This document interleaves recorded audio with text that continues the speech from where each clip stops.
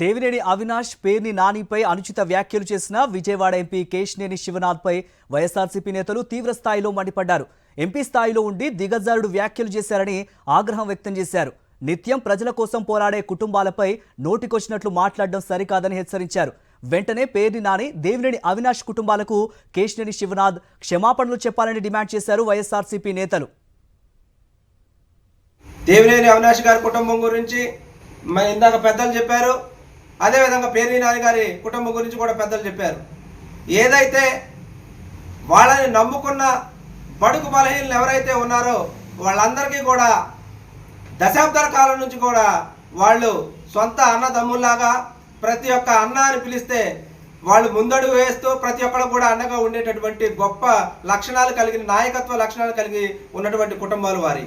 దేవినేని అవినాష్ గారిని మీరు మాట్లాడినటువంటి మాటలు చాలా అభ్యంతరకరంగా ఉన్నాయి. ఏం చేస్తారు మీరు? దేవినేని అవినాష్ గారిని ఏగూడూరు మండలంలో ఆఫ్ చేశారు. దేనికి ఆపేశారు? ఏ కారణంగా ఆపేశారు? మీరు గుర్తు తెలుసుకోవాలా? భయపడాలా?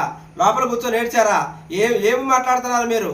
ఆ యొక్క మగోడే కనుక ఆ రోజు వచ్చినట్లయితే తిరువూరు మున్సిపాలిటీ వైఎస్ఆర్సీపీ కైవసం అయ్యేది. చేత కానీ దత్తమ్మలాగా మీరందరూ కూడా పోలీసులను అడ్డు పెట్టుకొని తిరువూరు రాజకీయాలనే ఎలాంటి నీచమైన స్థితికి తీసుకొచ్చారు.